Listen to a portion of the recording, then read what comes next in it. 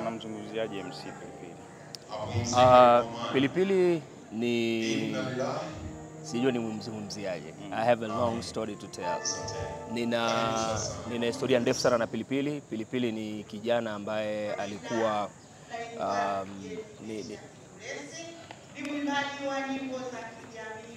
niseme kwa sababu ni historia ndefu na mambo mengi, lakini in a short mimi alikuwa ananiita baba. Na Pilipili tulikutana miaka karibu kama 10 iliyopita kupitia mtandao wa Facebook. Akiwa anataka kuenda kwenye level nyingine ya maisha. Na alikuwa anataka kwenda level maisha nyingine kwa njia ya kipaji chake. Alipokuwa ananiona akawa anatamani kuja Dar es Salaam, nikamleta Dar es Salaam tukaonana, tuliongea mambo mengi. Kwa kifupi alifanikiwa kutoka Dar es Salaam, kutoka Dodoma na kuacha kazi Dodoma ya ualimu na kuja kuwa MC full time. Kwa hiyo kwa maisha yote tumeishi pamoja, amekuwa mtu wangu wa karibu. Ile level ya rafiki ilivuka, ikaja level ya ukaka. Ikaja hiyo level ikaisha, ikaja level ya ubaba. Kwa hiyo ni mtu ambaye he is my buddy. Yeah. Yale mazuri ya MC Pilipili tunaendeleza vipi?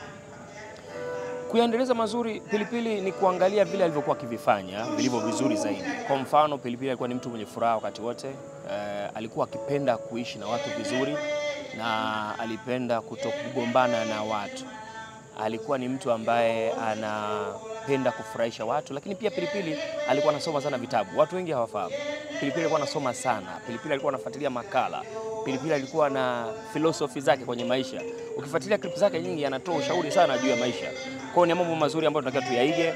Na Pilipili pia alikuwa mtu ambaye philanthropist tunasema, mtu ambaye anasaidia jamii. Watu wenye shida mbalimbali alikuwa anaweza kuwasaidia. Kwa hiyo ni mambo mazuri sana ya kuweza kuyaiga kutoka kwake. Katika safari hizi za maisha na usanii, ni wazi lazima mshirikiane na vyombo vya kijamii, yani mitandao. Sasa katika mitandao, katika huu msiba, baadhi wamekuwa wakiandika, yani baadhi ya vyombo vimekuwa vikiandika tofauti na ule uhalisia. Je, unawasa vipi katika matumizi ya mitandao na katika upendo wa mpendo wako? Dunia ndivyo ilivyo. Dunia tangu inaumbwa ina negative na positive. Kuna jua na kuna usiku na mchana. Kuna watu wazuri na watu wabaya. Kuna shetani, kuna Mungu. Ndivyo ilivyo. Kwa hiyo hata kwenye mitandao, hata ukiwashauri vipi, bado watu watatokea tu. Manyang'au wapo, yani hatukosagi. Hata nyinyi waandishi wa habari unafahamu, kuna waandishi wa habari wenye weledi, kuna makanjanja pia. Kuna mafundi wazuri, kuna vishoka. Kwa hiyo ni kitu cha kawaida kabisa kwenye maisha. Issue tu ni kwamba wewe ambao umeathirika sasa, umekuwa attack, ujue jinsi gani ambavyo unaweza kucope na hiyo situation.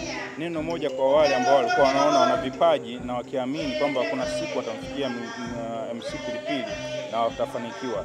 Nini neno moja kwa kuwatia moyo watu? Wasikate tamaa. Pilipili hayuko mmoja, Pilipili wako wengi.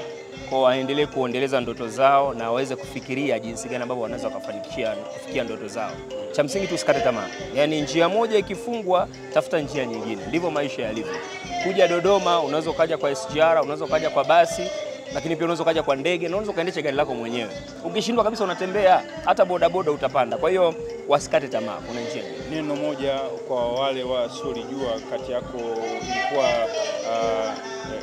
tuseme neno moja kwa yani exclusive ambalo wewe na MC Pilipili hautakuja kulisahau. Pilipili exclusive. Kuna mambo mengi, lakini nikianza kufikiria exclusivity, mimi na Pilipili tulikuwa tuna share information ambazo zilikuwa zinatafakarisha sana. Tulikuwa tuna share critical thinking tunasema.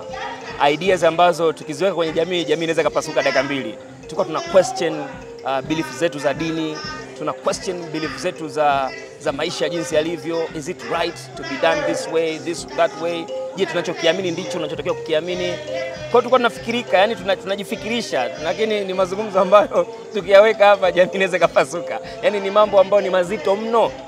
Lakini ndio great thinkers wanaofanya. Wanafikiria sana.